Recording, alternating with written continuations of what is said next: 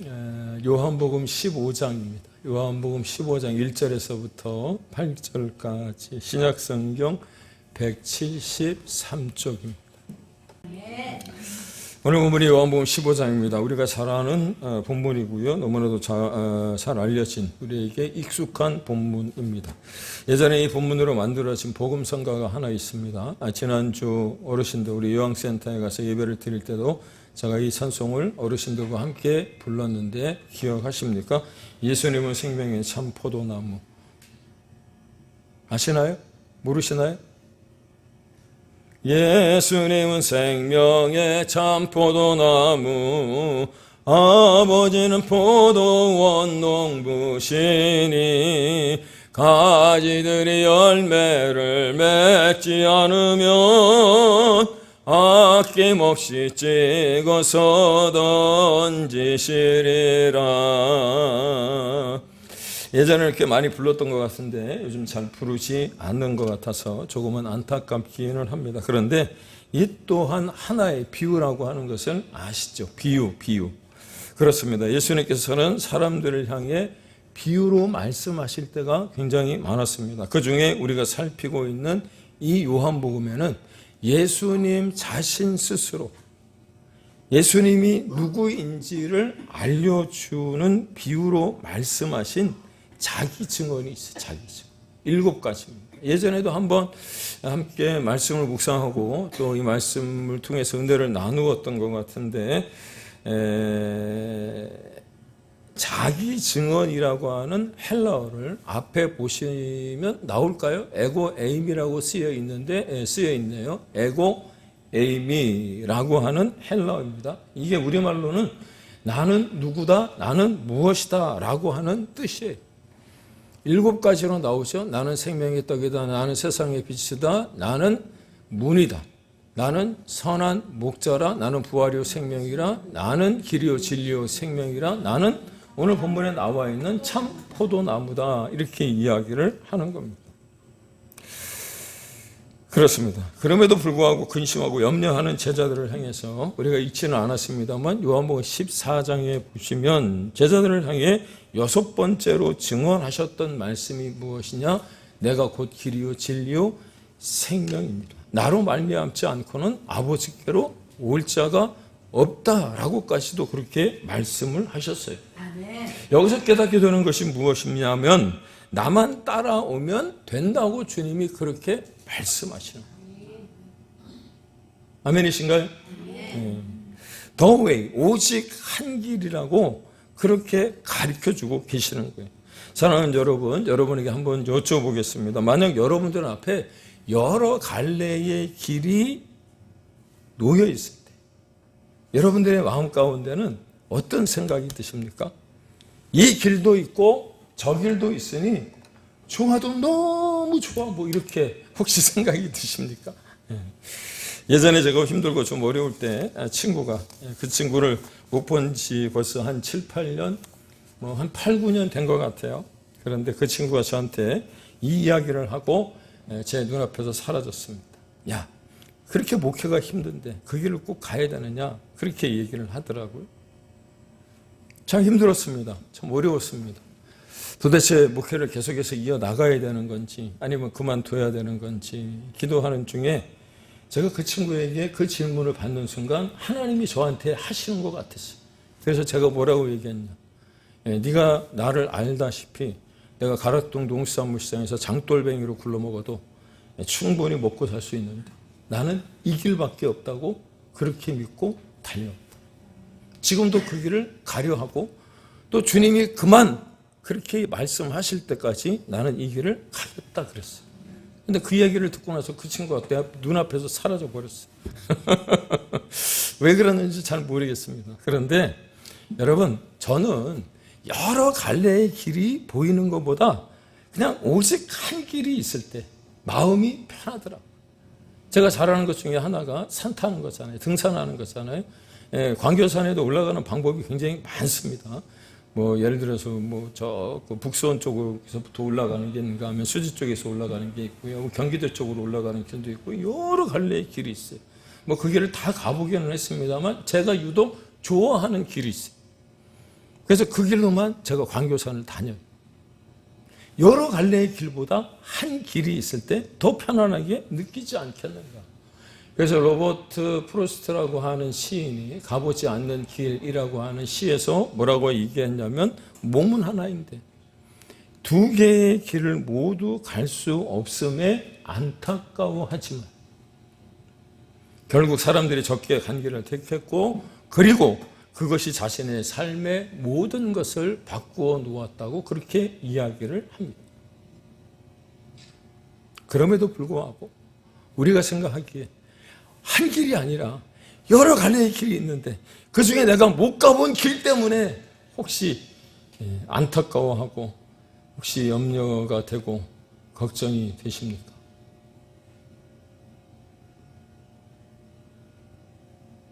아니요. 발자국이 많은 길이 항상 옳은 길은 아니라고 하는 것 여러분 기억할 수 있기를 소망합니다. 발자국이 많다고 해서 그게 좋은 길이 아니라는 거예요. 그래서 성경에도 뭐라고 말을 하냐면, 여러분이 지금 걷고 계신 그 길이 예수님이 가신 게 좋고 협적한 길이라고 할지라도 묵묵히 그 길을 걷다 보면 그 길 끝에서 두 판을 벌려 우리를 기다리시는 주님을 분명하게 만나게 되어질 줄로 믿으시기 바랍니다.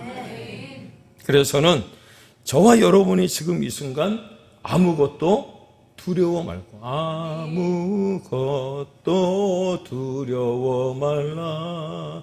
요즘 이 찬양 한동안 많이 불렀는데 요즘 이 찬양도 잘 안 불리는 것 같아요. 별로 두려워할 것이 없어서 그럴까? 두려워하지 말고 염려하지 말고 걱정이 아니라 걱정하지 마시고 걱정하지 마시고, 우리 사모님 말고는 왜 아멘 안 하시나요? 아멘 좀 하세요.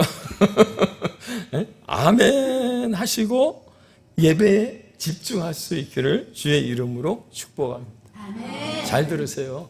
신앙은요 논리가 아니에요. 논리. 뭔가 자꾸 증명해 달라 그러고 말하려고 그러는데 논리가 아니라 신뢰예요. 신뢰. 그냥 하나님께 맡기는 거예요. 아멘이십니까? 오늘 본문도 마찬가지입니다. 우리가 너무나 잘 알고 있다고 생각하지만 놓치는 게 무엇이냐면, 하나님은 우리가 이해할 대상이 아니라, 이해하는 대상이 아니란 말이에요. 어떤 관계냐면 그냥 하나님께 우리가 가지고 있는 모든 것들을 맡겨드리는 관계인 줄로 여러분 믿으시기 바랍니다. 그게 가지인 우리가 참 포도나무이신 주님께 붙어 있는 거예요. 그러므로 지금 이 순간 나의 모든 것을 주님께 맡겨드리고 우리가 드리는 이 예배에 충실할 수 있으면 좋겠어요. 생각이 분주하죠. 바쁘시죠.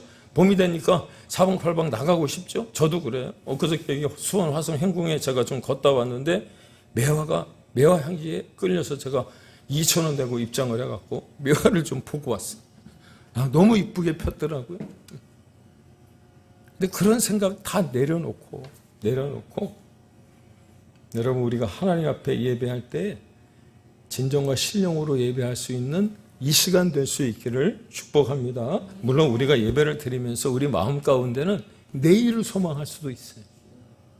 그렇잖아요? 미래에 대한 어떤 비전들을 꿈꿀 수 있잖아요. 그런데 내일은, 여러분들이 꿈을 꾸는 것 같아서 정말 죄송한데, 내일은 내일일 뿐이에요. 내일.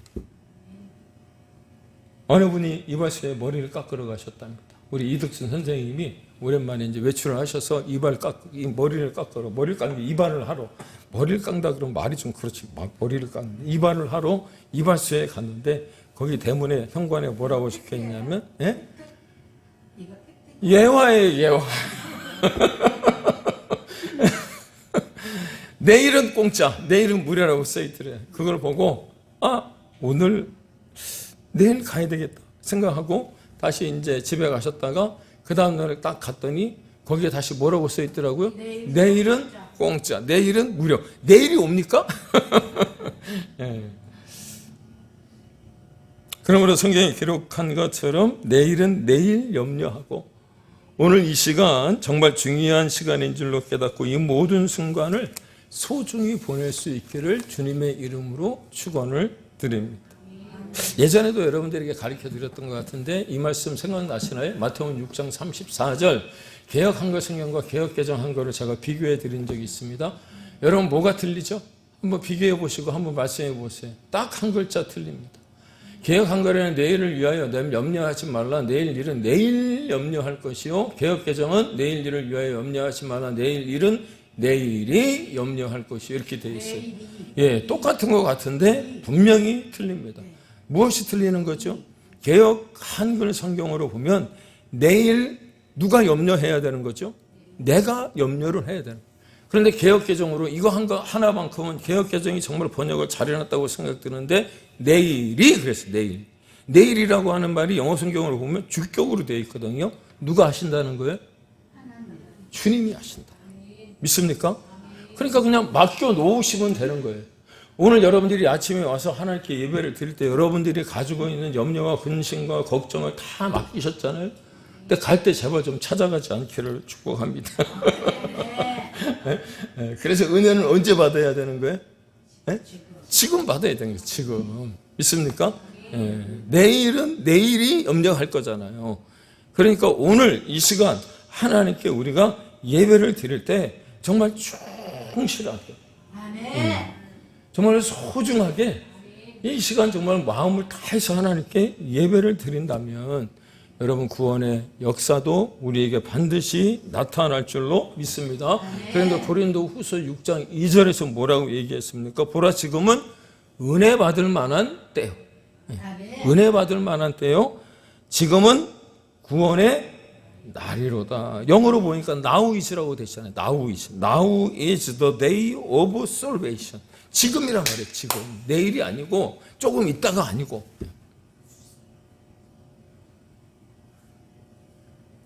무슨 의미냐면 미뤘다가 나중에 받는 은혜도 구원도 아니라는 거예요.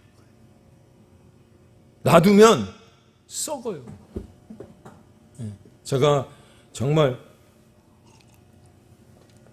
값비싼 TV에 드라마 나오는 그 주인공이 입은 외투를 하나 샀어요.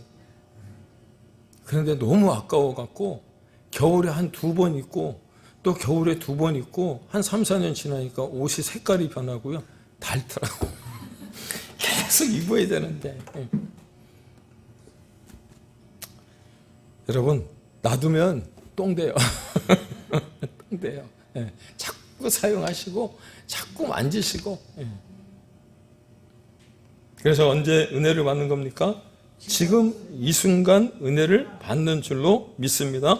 그래서 저는 이 순간에 여러분들에게 예전에 들었던 말 하나를 이 말씀 가운데 적용하고 싶은데 아마도 들어보셨던 말씀일 것 같습니다. 뭐라고 되어 있습니까? 내가 헛되이 보낸 오늘은 어제 죽어간 네가 그토록 바라던 내일이라는. 우리는 오늘 이 시간을 그냥 허비할 때가 얼마나 많습니까? 낭비할 때가 얼마나 많습니까? 근데 어제 죽어간 네가 하루라도 살았으면 했던 내일이 바로 오늘이라. 오늘.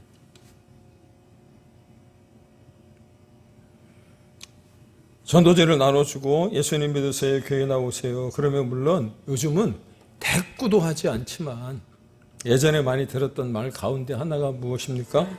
조금은 더 시간적인 여유가 있고 돈 좀 벌고 조금 더 나이가 든 다음에 라는 말입니다.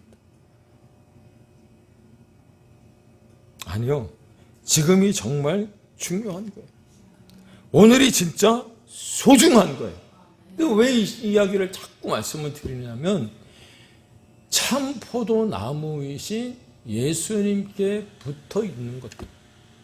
여러분 바로 이 순간이어야 하는 줄로 믿습니다. 어제 죽은 사람이 그토록 살고 싶어 했던 내일이 바로 오늘이라니까요. 그래서 사랑하는 여러분, 지금이라는 시간이 왜 중요하냐? 지금 바꾸지 않으면, 지금 내가 예수님께 붙어 있지 않으면, 주 안에 거하지 않으면 미래도 안 바뀌는 거예요. 지금 내가 바뀌어야 미래도 바뀌는 거예요. 예언하는 거 별로 안 좋아하지만 제가 예언 하나 할게요. 고3짜리가 지금 공부 안 하면 대학에 절대로 못 가요. 그래요, 안 그래요? 네. 죄도 마찬가지입니다. 지금 죄에서 돌이켜야 하는 거죠. 그래서 마지막으로 주님이 스스로 자신을 증언하신 비유 가운데 하나가 오늘 본문에 등장하는 참 포도나무의 비유입니다. 1절에 뭐라 그랬어요? 나는 참 포도나무요, 내 아버지는 농부시라. 농부시라. 그리고 나서 4절에서 뭐라고 기록하는지 화면을 한번 보시기를 바랍니다. 같이 공독해 보면 좋을 것 같은데 4절입니다. 시작. 내 안에 거하라. 나도 너희 안에 거하리라.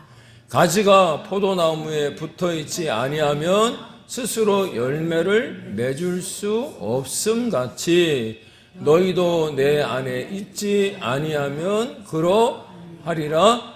아멘. 다시요. 계속해서 반복해서 죄송하지만 높아지면서 여쭤봅니다. 사랑하는 여러분, 우리가 주 안에 거할 시간은 언제입니까? 내일입니까? 모레입니까? 지금이에요, 지금. 이 말씀을 듣는 이 순간 혹시 이 말씀 가운데서 여러분 그냥 지나칠 수도 있었던, 그냥 지나쳤던 말씀 가운데 하나가 무엇이냐면 붙어 있기는 한데 열매를 맺지는 못하는 나무가 있대요. 여러분, 예수님께 붙어 있을 수 있기를 주의 이름으로 축원을 드립니다. 그렇잖아요. 주 안에 거할 시간은 내일도 아니고 모레도 아니고요. 이 복음을 전해 듣는 지금 이 순간이죠. 그런데 앞서 말씀을 드렸던 것처럼 붙어 있기는 한데 열매를 맺지 못하는 나무가 있다고 하니 도대체 이게 무슨 말인가? 아니요, 그 전에 이 그리스도인들이 이 다른 말씀을 잘 기억은 못하는데 이 요한복음 15장 1절에서부터 8절 예수님이 비유로 말씀하신 참 포도나무에 관한 이야기는 왜 잘 기억을 하고 또 그것을 잘 아시느냐면 이 말씀을 들을 때 편안하게 느끼신대요. 편안하게. 왜 그럴까요? 주님 안에 거하는 것만으로도 내가 그렇게 안정감을 느낄 수 있었던 것은 예수님께서 성경에 쓰일 때 뭐라고 말씀하셨냐? 아버지와 아들로 말씀하셨듯이 우리도 하나님의 자녀라고 하는 것을 가르쳐 주기 때문에 그렇다는 거예요. 그래서 요한복음 1장 12절 13절에 뭐라 그랬습니까? 영접하는 자고 그 이름을 믿는 자들에게는 하나님의 자녀가 되게 하시고 권세를 주실 뿐만 아니라 이는 혈통으로나 육적으로나 사람의 뜻으로 나지 아니하고 오직 하나님께로서 난 자들이라고 확인해 주시기 때문에 그렇다. 하지만 재미있는 게 무엇이라고요? 열매를 맺지 못하는 이유들이 있대요. 그럼에도 불구하고 이유가 뭘까? 이유가 뭘까? 여러분, 우리는 우리를 생각할 때 나는 예수님 그 참 포도나무 되시는 아버지에게 정말 잘 붙어 있을까요? 붙어 있기는 한데 이미 꺾여진 가지여서 혹시 붕대로 감아놨다든가 아니면 반창고로 붙여놓고 있는 것은 아니냐. 여러분 앞에 보시는 난 가운데 우리 사모님이 감추어 놓은 게 하나 있어요. 이 이파리 하나가 떨어졌는데 중간에 혹 하다 그걸 거기다 이렇게 끼워놨어요. 그거는 좀 있으면 바로 죽어요. 비밀인데 이거 가르쳐드려요. 가운데 부분이 홍하다고 보기 싫다고 그 떨어진 이파리를 거기다 이렇게 꽂아. 그걸 보면서 오늘 말씀이 생각이 났어요. 여러분 혹시 우리가 그런 것 아니에요? 이미 떨어져 있는데. 그렇다면 여기서 떨어져 있다라고 하는 말이 무엇일까? 교회 안에는요 두 종류의 사람이 있어요. 한 부류는요 제자예요, 제자. 또 한 부류는 우리가 흔히 말하는 무리입니다. 예수님을 따라다니던 많은 사람들 중에 제자가 있었는가 하면 무리가 있었듯이. 그런데 그 무리는 어떤 사람들이냐? 제가 이렇게 정의를 해봤어요. 그 사람들은 소비자형 교인. 왜 이렇게 제가 정의를 내렸냐면, 제가 전도를 하다가 어느 분을 만났는데 뭐 이런저런 얘기하다가 그래도 그냥 웃고, 목사님의 설교를 제가 유튜브를 통해서 가끔 듣는데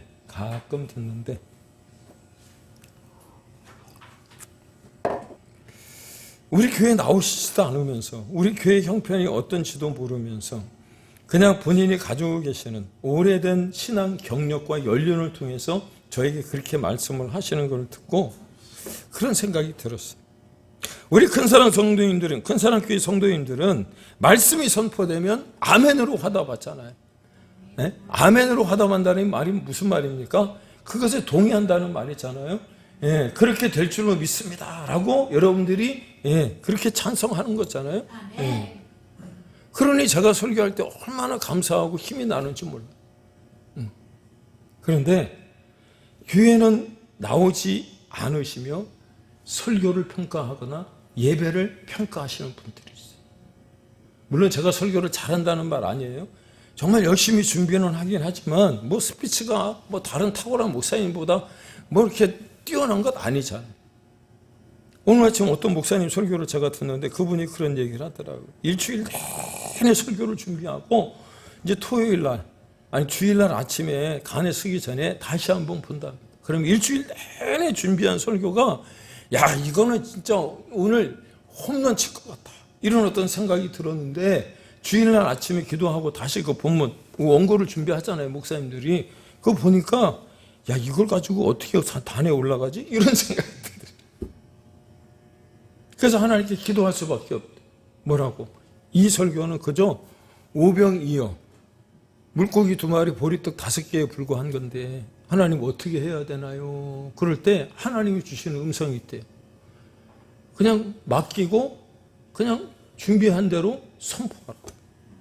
그렇게 하니까 하나님이 은혜를 주시더라. 저도 그렇게 서요, 단에. 여러분, 제가 설교를 준비할 때 뭐 그 팡팡 놀다가 뭐 벼락치기로 금요일날 토요일날 준비하는 거 아니에요. 어떤 목사님들이 저한테 그런 얘기해요. 우리 뒤에 최미정 목사님 그런 생각하신 적이 있을지 모르겠어요. 가끔 저하고 교제하는 목사님이 성령이 자꾸 늦게 오신다. 그게 무슨 말인가 그랬더니, 목사님 언제부터 설교 준비를 해? 저는 오늘 예배가 끝나고 집에 가서 동영상 편집해서 딱 올려놓고 나면 그 다음부터 무슨 설교를 다음 주에 해야 될까부터 생각을. 아내가 그걸 알아요. 뭘 하다 보면 아니 다음 주 설교인데 벌써 준비하세요? 그럼 폼이 나와 있잖아요. 그럼 일주일 내내 그 말씀을 묵상하는 거예요. 그리고 올라와서 제가 설교를 하거든요. 근데 그분은 금요일 저녁 때쯤 성령님이 오셔서 그때부터 이제 타이핑하기 시작하대요. 그래서 목사님 너무 좋으시겠다고 그래요. 예. 그럼 불러와요. 제가 부르시라고. 예. 왜 이 말씀을 드리냐면, 소비자 교인 성도라고 말씀을 드릴 수 있을까? 이분들의 예배는 우리가 예배를 드리는 겁니까? 보는 겁니까? 드리는 거잖아요. 근데 그 예배를 보는 거예요, 그냥. 예배를 보는 거. 이해가 되시나요? 예배를 보는 거지 드리는 게 아니란 말이에요. 그래서 옆 사람이 나를 조금 불편하게 하면 힘들어요.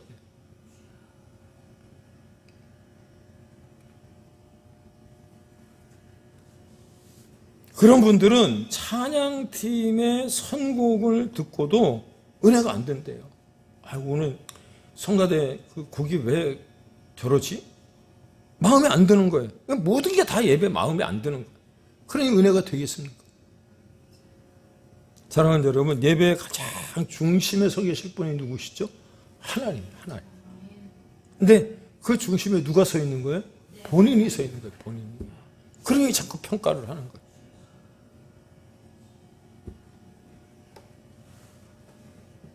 다시 한번 묻습니다. 나는 원줄기에 잘 붙어 있는 가지일까요?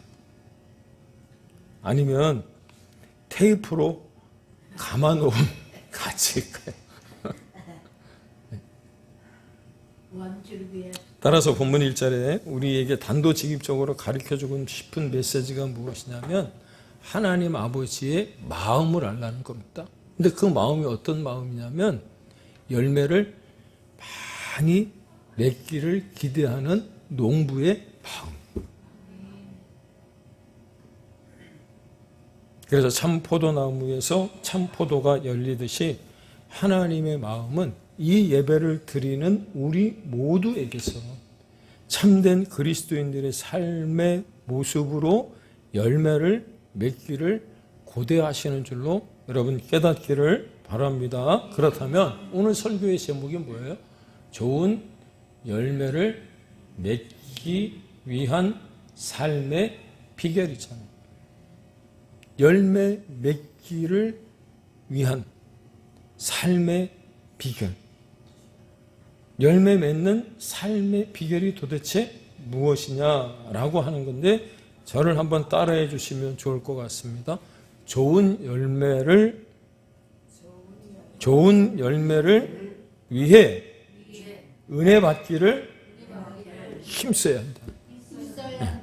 좋은 열매를 위해 은혜 받기를 힘써야 되는데 그렇다고 해서 우리가 애쓰고 수고하고 뭐 눈물 뿌리며 하나님께 기도하고 이게 아니고요.